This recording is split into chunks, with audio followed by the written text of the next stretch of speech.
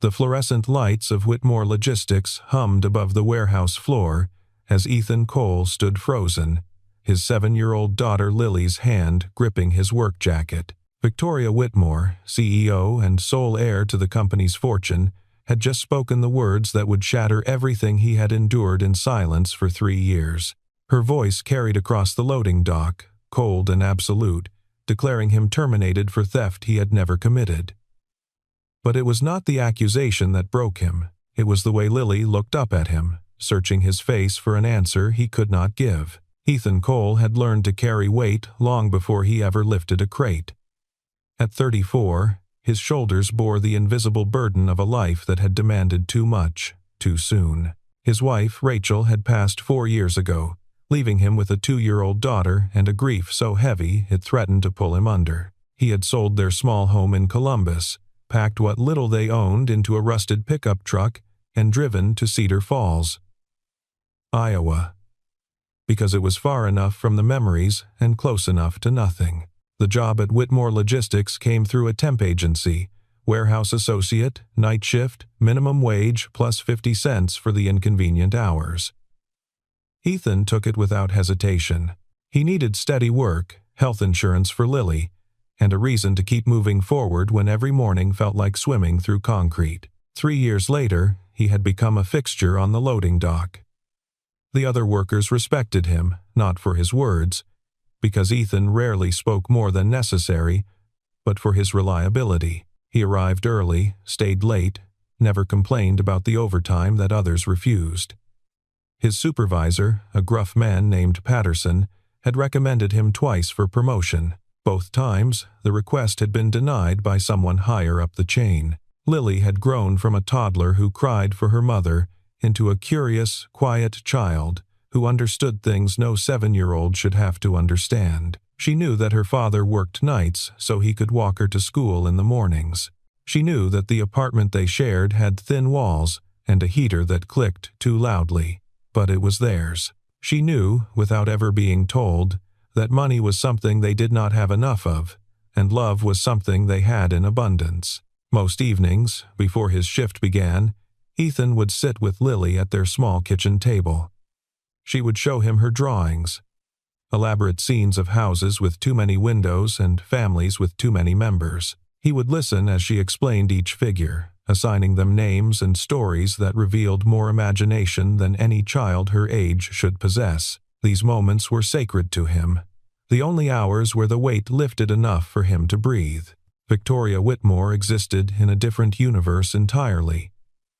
At 29, she had inherited a logistics empire that her grandfather had built from a single truck and a handshake. She had returned from an MBA program at Northwestern with theories about efficiency and optimization, determined to prove that her position was earned rather than given. The workers on the floor knew her only by reputation, a distant figure who appeared occasionally on the catwalk above the warehouse, observing their labor like a scientist studying specimens. She had spoken to Ethan exactly once before the day that changed everything.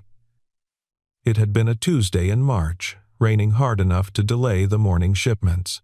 Victoria had descended from her office to assess the situation personally, her heels clicking against the concrete with an authority that made the workers straighten their spines. She had stopped near Ethan's station, watching him reorganize pallets to accommodate the delayed freight. Her question had been simple enough.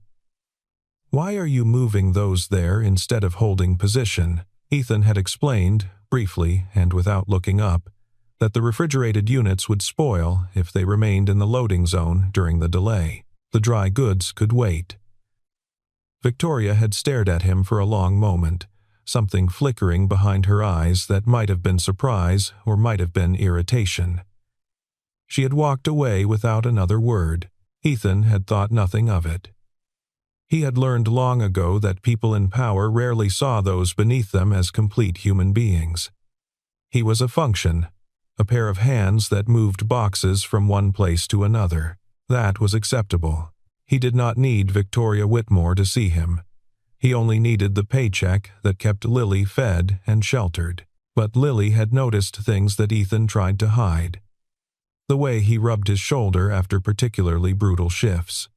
The way he counted the bills from his wallet 3 times before buying groceries. The way he flinched, almost imperceptibly, when anyone raised their voice in his direction. One evening, as he tucked her into bed, she had asked a question that cut straight through every defense he had built. Why do grown-ups get to hurt people and nobody stops them? Ethan had frozen with his hand on her blanket, unable to form an answer that would not be a lie. Because sometimes, sweetheart, he had finally said, people with power forget that everyone else matters too. But that does not mean you have to forget. That does not mean you ever stop being kind. Lily had nodded, accepting his words with the trust that only children possess. But her question lingered in the air long after she fell asleep, settling into Ethan's chest like a stone he could not dislodge. The unraveling began on a Thursday in October, when the morning fog still clung to the loading docks and the first shipment of the day arrived 3 hours ahead of schedule. Ethan had been pulling a double shift, covering for a coworker whose wife had gone into early labor. His muscles ached and his eyes burned, but the overtime pay would cover Lily's winter coat and still leave enough for the heating bill. Marcus Webb had been watching Ethan for months. As the warehouse operations manager, Webb occupied the uncomfortable middle ground between the workers who distrusted him and the executives who barely acknowledged his existence. He was a man who had climbed just high enough to see what he could never reach, and the view had curdled something inside him. He resented the workers for their solidarity, and he resented the Whitmores for their birthright. Most of all, he resented anyone whose integrity reminded him of everything he had abandoned along the way. Webb had been skimming from the inventory for almost a year, small amounts at first, easily hidden within the acceptable margin of shipping errors. But his gambling debts had grown faster than his caution, and the amounts had escalated until the discrepancies became impossible to ignore. He needed a scapegoat, someone low enough on the ladder that their protests would go unheard. And Ethan Cole, with his stubborn silence and lack of allies in management, was perfect. The accusation came during the afternoon shift change, when the warehouse floor was crowded with workers from both crews. Webb had arranged it deliberately, ensuring maximum witnesses for Ethan's humiliation. He stood beside Victoria Whitmore, who had descended from her office at his urgent request, holding a folder of fabricated evidence that painted Ethan as the source of the inventory losses. Victoria's voice carried across the concrete expanse, amplified by the warehouse's acoustics until every worker could hear the charges. Theft of company property. Falsification of shipping records. Termination effective immediately, pending a full investigation that would determine whether criminal charges were warranted. Ethan stood motionless as the words washed over him. He could feel the eyes of his co-workers, some sympathetic, others uncertain. A few already believing the lie because believing it was easier than questioning authority. He could feel Webb's satisfied gaze boring into the side of his head. And he could feel, with terrible clarity, the small hand that had slipped into his own. Lily had been waiting in the break room, as she sometimes did when school ended early and Ethan could not find alternative care. She had heard the commotion and emerged just in time to witness her father being branded a thief in front of everyone he worked with. Ethan looked down at his daughter, at her wide eyes and trembling lip, and made a decision that would cost him everything. He would not fight. He would not raise his voice or defend himself with the fury that burned beneath his ribs, because fighting would mean lawyers and investigations and newspaper articles, and Lily would be dragged through all of it. Fighting would mean subjecting her to a process that chewed up poor people and spit out whatever remained. He gathered his few possessions from his locker in silence. He signed the termination paperwork without reading it, and he walked out of Whitmore Logistics with his daughter's hand in his, leaving behind 3 years of loyalty and the only stability they had known. That night, in their small apartment, Lily asked the question that would haunt both of them. "You did not do what they said, did you, Daddy?" Ethan knelt before her, meeting her eyes with all the conviction he possessed. "No, sweetheart, I did not, and sometimes telling the truth is not enough to make people believe you, but you will always know. That is what matters." But even as he spoke the words, he wondered if they were true. He wondered if knowing was enough when the world seemed determined to prove otherwise. Victoria Whitmore had inherited more than a company from her grandfather. She had inherited his instincts, the same gut feelings that had guided Harold Whitmore from a single delivery truck to a regional logistics empire. And something about the termination of Ethan Cole had triggered those instincts in ways she could not ignore. She told herself it was due diligence. The investigation into the inventory discrepancies would continue regardless of Cole's departure, and as CEO, she had a responsibility to ensure its thoroughness. That was why she found herself reviewing the security footage from the loading docks late one evening, watching hours of mundane labor scroll across her monitor. Ethan Cole was everywhere in the recordings. Not stealing, not falsifying records, but working. Working with a quiet efficiency that made the other employees look careless by comparison. She watched him catch a falling crate before it struck a coworker. She watched him stay an extra hour to reorganize a shipment that someone else had mislabeled. She watched him eat lunch alone, reading a paperback novel that was too worn to identify. And she found herself wondering what kind of man chose solitude over the camaraderie of the break room. The footage from the day of his termination answered that question. She had not noticed the child during the confrontation, too focused on the gravity of the accusations and the pressure of Webb's insistence. But the camera had captured everything. The little girl emerging from the break room. The moment she took her father's hand. The way Cole's entire posture changed, shifting from defeated to protective in the span of a heartbeat. Victoria paused the video on that frame, studying the man's face. There was no guilt there. No shame for crimes committed. Only a fierce, desperate love for the child beside him, and a resignation that suggested he had expected the world to betray him eventually. She closed the laptop and sat in the darkness of her office, wrestling with something she had not felt in years. Doubt. The following week, Victoria made an unannounced visit to the loading dock during the morning shift.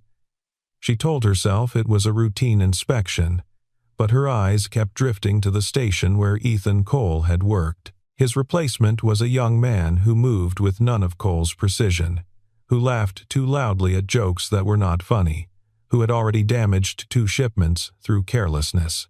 Patterson, the floor supervisor, approached her with the wariness of a man who had learned that executive attention rarely brought good news. "Miss Whitmore, something I can help you with." Victoria hesitated, then asked a question that surprised them both. "Cole, the man who was terminated. What was your assessment of his work?" Patterson's expression shifted, suspicion giving way to something that looked almost like relief. "Best worker I had. Never late, never complained, never cut corners. I recommended him for promotion twice." He paused, weighing his next words carefully. "I do not know what the records say he did, but I know what I saw for 3 years. That man was honest to a fault. It was almost annoying. If I am being straight with you." Victoria nodded, offering nothing in return. But as she walked back toward her office, she carried Patterson's words like evidence she was not yet ready to examine. The crack widened that Saturday when Victoria stopped at a grocery store on her way home from the office. She rarely shopped for herself, usually delegating such tasks to her assistant, but she had developed a craving for the specific brand of dark chocolate her grandmother used to keep in a crystal dish. The store was crowded with weekend shoppers, families navigating carts through narrow aisles, and Victoria found herself moving through them like a ghost, invisible and impatient. She found the chocolate on the top shelf, just beyond her reach. As she stretched for it, a small voice spoke from somewhere near her elbow. "My daddy can reach that. He is really tall." Victoria looked down into the face of Ethan Cole's daughter. The girl stood beside a shopping cart that contained exactly 4 items, all of them practical, none of them indulgent. Her father was 3 aisles away, comparing prices on canned vegetables with the intensity of someone for whom every dollar mattered. Before Victoria could respond, the girl continued. "You are the lady from Daddy's work. The one who said those things." She did not sound angry. She sounded curious, as though Victoria were a puzzle she was trying to solve. Victoria's throat tightened. She had delivered hundreds of termination speeches, negotiated contracts worth millions, faced down boardrooms full of hostile investors. None of it had prepared her for the steady gaze of a 7-year-old girl who had watched her father be humiliated. "He did not do it," the girl said, her voice carrying a conviction that made Victoria's carefully constructed certainties shiver. "Daddy does not lie. He says lying makes your insides hurt, even when nobody finds out." She tilted her head, studying Victoria with an intensity that felt almost clinical. "Do your insides hurt?" The question hit Victoria with the force of physical impact. She opened her mouth to respond, but Ethan had spotted them. He crossed the distance in quick strides, positioning himself between his daughter and the woman who had taken everything from him. "Lily. Time to go." His voice was level, controlled, but Victoria could see the tension in his jaw, the way his hands trembled slightly at his sides. He did not look at her. He took his daughter's hand and walked away, leaving Victoria standing in the baking aisle, holding a bar of dark chocolate she no longer wanted. Ethan had found work. Barely. A construction crew needed laborers for a highway project. Cash under the table, no questions asked about his recent employment history. The pay was half what Whitmore Logistics had offered, with none of the benefits, but it kept them fed while he searched for something permanent. Every application asked the same question: reason for leaving previous position. He could not bring himself to lie, and he could not explain the truth in a way that would not raise flags. Terminated for theft pending investigation. The words were a death sentence in any industry that valued trustworthiness, which was every industry. He told Lily they were on an adventure, finding new paths. She accepted this with the trust she had always given him, though he caught her sometimes staring at the bills on the kitchen table, counting them the way she had learned to count at school. She was too young to understand compound interest or late fees, but she understood enough to know that the pile of envelopes with red stamps was growing.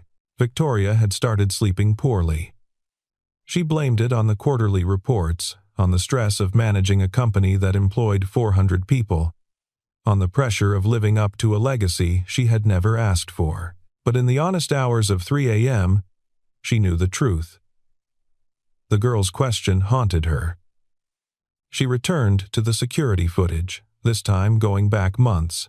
She watched Webb's movements with new eyes, noting the patterns that had escaped her attention before. The late nights when he was alone in the inventory office, the shipments that passed through his station before showing discrepancies, the careful way he had built a case against Ethan Cole, laying groundwork for weeks before the accusation.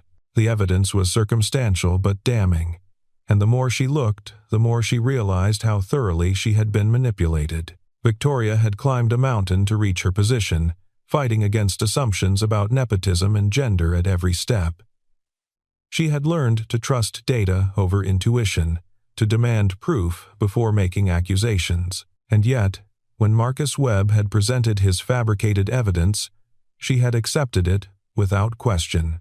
She had allowed her own biases about warehouse workers, about men with calloused hands and limited education, to override the judgment she prided herself on. The revelation sickened her. She had thought herself better than this. Ethan was beginning to believe the worst was over. The construction job had become slightly less temporary. One of the crew chiefs had noticed his work ethic and mentioned a permanent position opening in the spring. It would mean health insurance again, stability again, a chance to rebuild what had been torn down. He allowed himself to hope. That was his mistake. Webb had grown nervous as Victoria's questions intensified. He could sense her circling, feel her skepticism like a cold draft through a cracked window. The termination of Ethan Cole should have closed the matter, but somehow it had opened doors instead. He needed to seal them permanently. The solution presented itself with elegant cruelty. A new piece of evidence, more damning than the first, planted in a location that would tie Ethan Cole to the theft beyond any reasonable doubt. A witness, carefully coached, who would swear they had seen Cole pocketing inventory on multiple occasions. A final nail in a coffin that should have already been buried. The call came on a Wednesday evening, just as Ethan was helping Lily with her homework. A detective from the Cedar Falls Police Department, his voice professionally neutral, informing Ethan that new evidence had emerged in the Whitmore logistics investigation. He was being asked to come to the station for questioning. Voluntary, the detective emphasized. Though they both knew what voluntary meant when you had no money for lawyers and no power to resist. Ethan hung up the phone and stared at the wall for a long moment. Lily watched him from the kitchen table, her pencil frozen above a worksheet of math problems. "Daddy, is everything okay?" He turned to her, and for the first time in her memory, she saw something break behind his eyes. He crossed the room and knelt beside her, taking both her hands in his. "I need you to remember something, sweetheart. No matter what happens, no matter what anyone tells you, your daddy loves you more than anything in this world, and I did not do what they say I did. Do you understand?" Lily nodded, her eyes filling with tears she did not fully understand. She understood only that her father was frightened, and that frightened her more than anything else could. "You are quiet," she said, repeating words she had heard him say 100 times. "Because quiet does not mean wrong." Ethan pulled her into an embrace and held her until the trembling stopped. For both of them, Victoria discovered Webb's latest manipulation through pure chance. She had been reviewing the new evidence file when she noticed a timestamp that did not match. The footage, purporting to show Ethan Cole near the inventory office on the night in question, had been recorded on a day when payroll records showed him home sick with a documented fever. His daughter had been ill as well. There was no way he could have been at the warehouse. She called the IT department and demanded a full forensic analysis of the evidence files. The results came back within hours. Multiple files had been altered, metadata had been changed, and the alterations traced back to a single workstation, the one assigned to Marcus Webb. Victoria sat in her office as the sun set over Cedar Falls, watching the sky bleed orange and red through her window. She had built her career on certainty, on decisive action, on never admitting weakness, but certainty had led her here, to the destruction of an innocent man, while a guilty one walked freely through her building. She thought about what it would cost to expose Webb. The scandal would damage the company's reputation. Board members would question her judgment for hiring him, for trusting him, for being so thoroughly deceived. Her own position might become untenable. Then she thought about the girl in the grocery store, asking if her insides hurt. She thought about a man who had chosen silence over protest because he loved his daughter more than he loved justice. She thought about the weight of power and how carelessly she had wielded it. The choice, in the end, was not difficult. It was only expensive. And Victoria Whitmore had learned that the most valuable things usually were. The warehouse floor fell silent as Victoria descended the metal stairs from her office, flanked by 2 security officers and the company's head of legal. Webb stood near his usual station, his expression shifting from confusion to alarm as he registered the gravity of the procession heading toward him. Victoria stopped 3 feet away from him, close enough that her voice would not need to carry, but far enough that no one could claim inappropriate proximity. The workers around them had frozen in place, abandoning their tasks to witness whatever was about to unfold. "Marcus Webb," she said, her voice steady and clear. "I am terminating your employment with Whitmore Logistics, effective immediately. You are being charged with falsification of company records, theft of inventory, and deliberately framing an innocent employee for crimes he did not commit." Webb's face contorted through a rapid succession of emotions. Shock giving way to denial, denial giving way to calculation, and finally, calculation giving way to something approaching panic. "You have no proof," he said, but the tremor in his voice betrayed him. Victoria held up a folder thick with documents. "We have surveillance footage that you altered. Digital fingerprints tying you to every manipulated file. Witness statements from employees you attempted to bribe. And a full forensic audit of the inventory discrepancies that traces every missing item back to your authorization codes. She paused, letting the weight of the evidence settle over him like a shroud. The police are waiting outside. Webb lunged toward her, some desperate instinct overriding his common sense. The security officers moved with practiced efficiency, restraining him before he could take more than a single step. As they led him toward the exit, he screamed accusations and denials that echoed off the concrete walls, but no one was listening anymore. Victoria watched him go, then turned to face the assembled workers.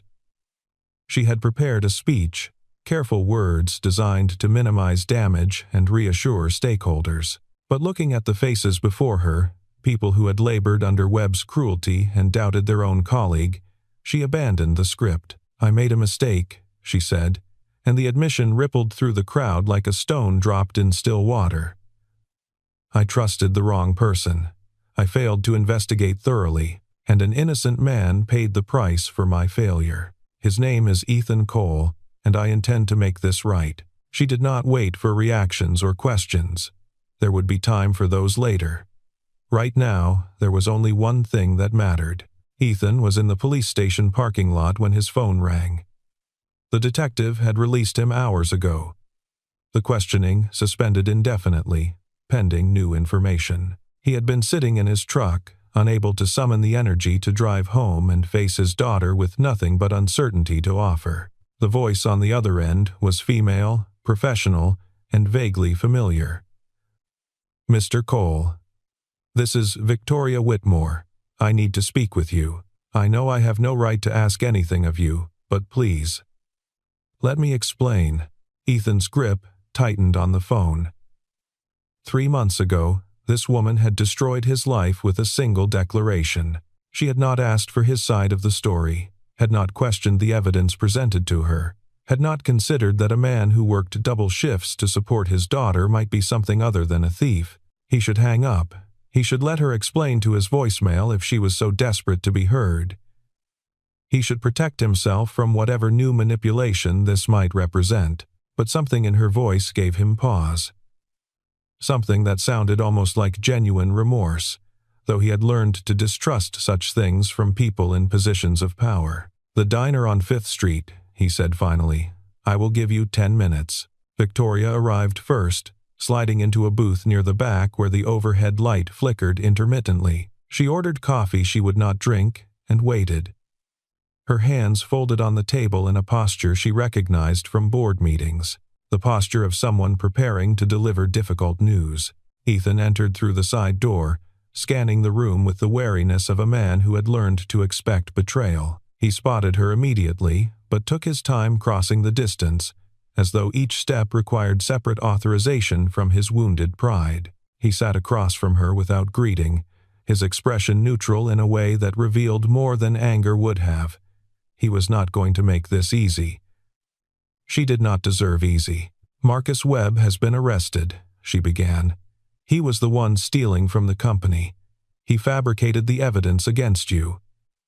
Everything that was said and done to you was based on lies that I failed to see through." She paused, forcing herself to meet his eyes. "I am sorry. I know those words are inadequate. I know they cannot undo what happened. But I am saying them anyway because you deserve to hear them." Ethan remained motionless for a long moment, processing her words with the careful attention of someone who had been burned by carelessness before.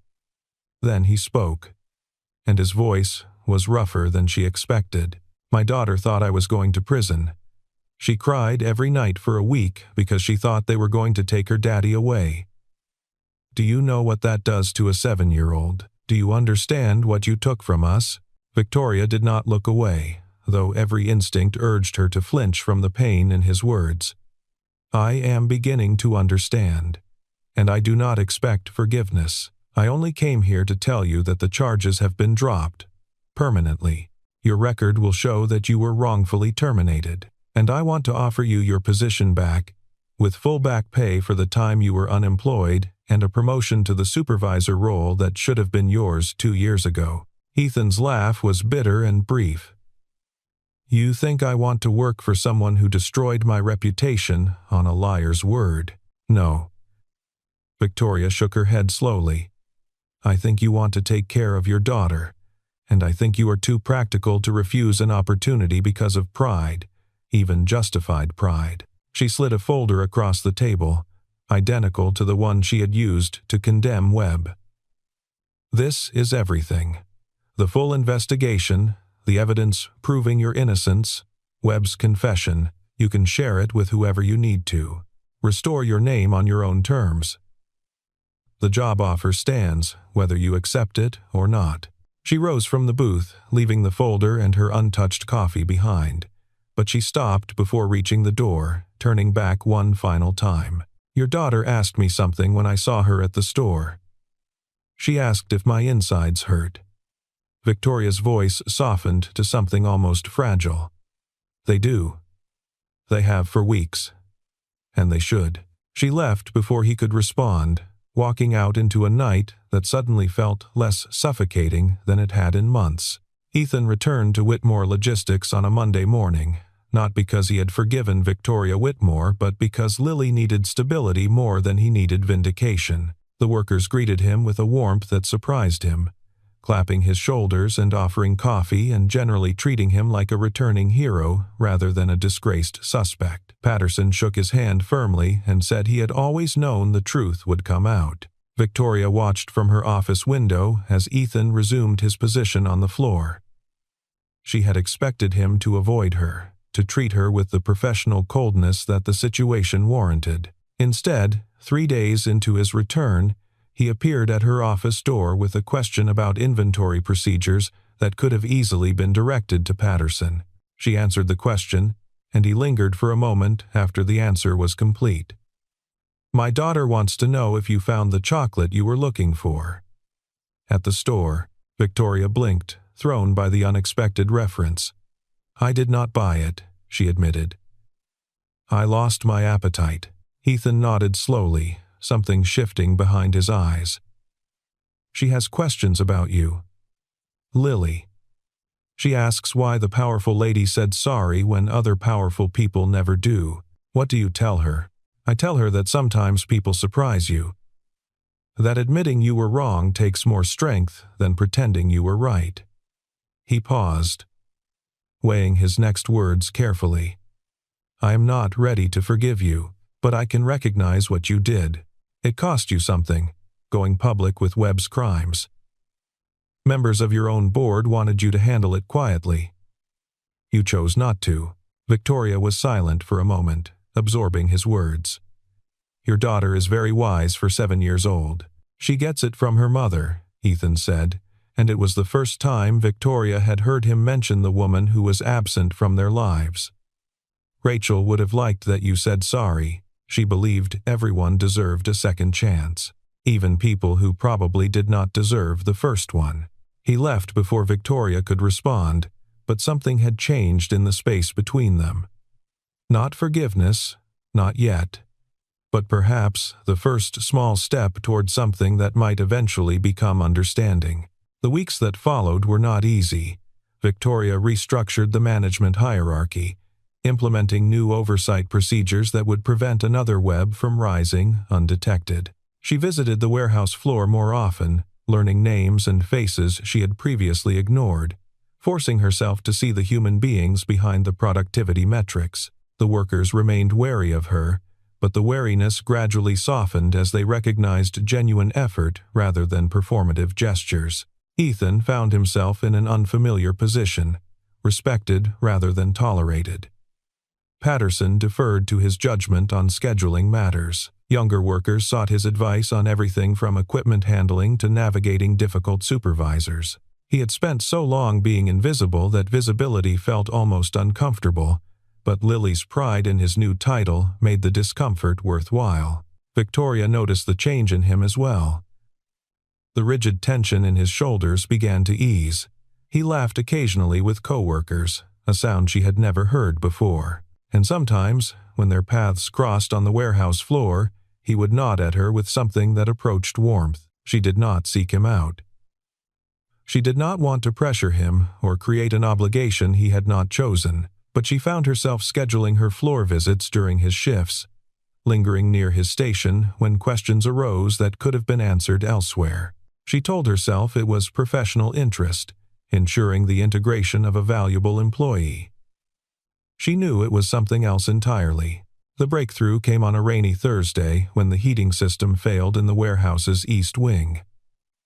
Workers clustered near the functional vents, shivering and complaining while maintenance struggled with the repair. Victoria ordered an early end to the shift, sending everyone home with full pay, but the storm had worsened and the parking lot had become a lake of standing water. She found Ethan in the break room, on the phone with someone whose voice she could hear faintly through the receiver. Lily's babysitter, unable to drive through the flooding. He would need to stay at the warehouse until the water receded or find alternative transportation. Victoria spoke before she could second-guess herself. "I can drive you. My car handles floods better than most. Your daughter should not have to wait." Ethan hesitated, and she could see the internal debate playing across his features. Accepting help from her meant accepting a level of connection he might not be ready for. Refusing meant leaving Lily waiting in uncertainty while the storm raged. "Thank you," he said finally. "I would appreciate that." The drive to his apartment took nearly an hour through the flooded streets. They talked more during that hour than they had in all the weeks since his return. About Lily's progress in school, her talent for art, her determination to learn guitar even though their apartment had thin walls and patient neighbors. About Rachel, carefully at first, then more openly as the memories flowed easier than expected. About Victoria's grandmother, the woman who had raised her after her parents' divorce, who had taught her that power was meaningless without integrity. When they reached his apartment, Lily was waiting at the window, her face pressed against the glass. She spotted Victoria climbing out of the driver's seat and her expression shifted from relief to something like cautious hope. "The chocolate lady," she announced as Ethan opened the door. "She brought you home." Victoria crouched down to meet Lily's eyes. "I did? Is that okay with you?" Lily studied her for a long moment with the same clinical intensity she had shown in the grocery store. "Your insides do not look hurt anymore." "Did they get better?" Victoria glanced at Ethan, then back at the girl who had haunted her conscience for months. "They are getting better. Thanks in part to you." Lily nodded, apparently satisfied. She turned and disappeared into the apartment, leaving the two adults standing in the doorway with the rain drumming against the roof above them. "Do you want to come in?" Ethan asked, and the invitation carried weight beyond its simple words. "There is coffee. Not good coffee, but coffee." Victoria smiled, and it was the most genuine expression he had seen from her. "I would like that." The coffee was indeed not good, but Victoria drank it anyway while Lily showed her the drawings taped to the refrigerator door. There was the apartment building with too many windows. There was a figure that Lily identified as her daddy, tall and strong, and surrounded by boxes because he worked so hard. And there, added recently in what looked like purple crayon, was a new figure standing beside him, a lady with yellow hair and a blue dress. "That is you," Lily explained matter-of-factly. "You are in the picture now because you said sorry and meant it. Daddy says that is rare and should be remembered." Victoria looked at Ethan over his daughter's head. He shrugged, slightly embarrassed but not apologetic. "She has strong opinions about who belongs in her drawings." "I am honored," Victoria said, and she meant it more than she had meant anything in years. The healing did not happen all at once. There were still moments of tension, of remembered pain surfacing unexpectedly, of trust that had to be rebuilt one small gesture at a time. But the gestures accumulated, day after day, week after week, until the distance between them became something closer to closeness. 6 months after his return, Ethan asked Victoria to dinner. Not a business dinner, not a professional obligation, but dinner because he wanted to spend an evening in her company without warehouses or work orders or the weight of their shared history. She said yes. A year after that, Lily asked Victoria a question that had clearly been brewing for weeks. "Are you going to be my new mom?" "Because my friend Sarah has a new mom, and she says it is okay to have more than one." Victoria and Ethan exchanged a look that contained multitudes. They had discussed this possibility in the quiet hours, testing its weight and finding it surprisingly manageable. But they had agreed that any decision would involve Lily as an equal participant. "What would you think about that?" Victoria asked carefully. "About me being part of your family?" Lily considered the question with characteristic solemnity. "You make Daddy smile. And you always remember that I like my grilled cheese cut into triangles, not squares." She nodded once, decisively. "I think it would be okay. But you have to promise to keep saying sorry when you are wrong. That is important." Victoria knelt down and took Lily's hands in her own, just as Ethan had done the night the accusations first fell. "I promise. And I promise to keep trying to be the person you deserve. Both of you." The wedding was small, held in the backyard of a house they had purchased together in the nicer part of Cedar Falls. Patterson served as best man. Victoria's grandmother, frail but beaming, sat in the front row, and Lily, wearing a dress she had picked out herself and carrying flowers from the garden, stood between them as they exchanged vows. "I came into your life as someone who hurt you," Victoria said, her voice steady despite the tears she refused to wipe away. "I was careless with my power and blind to my prejudices. You taught me that strength is not about certainty. It is about admitting when you are wrong and doing the work to become better. I do not deserve the gift of your forgiveness, but I will spend the rest of my life trying to earn it." Ethan took her hands, rough calluses meeting soft palms, and smiled the smile that had taken him so long to recover. "Rachel used to say that the best people are the ones who grow. She would have liked you, and she would have been grateful that Lily has someone who loves her as much as you do. I choose this, I choose you, not because I have forgotten what happened, but because I have watched you become someone worth choosing." Lily tugged at both their sleeves, impatient with the adult ceremony. "Can we be a family now?" "The cake has been waiting for a really long time." They laughed, all three of them, and in that laughter was everything the past 2 years had cost them and everything the future promised to give. They were not a perfect family. They were a family built from wreckage and redemption, from mistakes acknowledged and trust painstakingly rebuilt. But as Lily reached up to take both their hands, standing between them like a bridge connecting two shores, they knew that imperfect was more than enough. The CEO who had once wielded power carelessly had learned to hold it gently. The single father who had endured in silence had found a voice worth raising, and the little girl who had asked if the powerful lady's insides hurt could finally see, in the faces of the two people who loved her most, that healing was always possible. All it required was the courage to begin.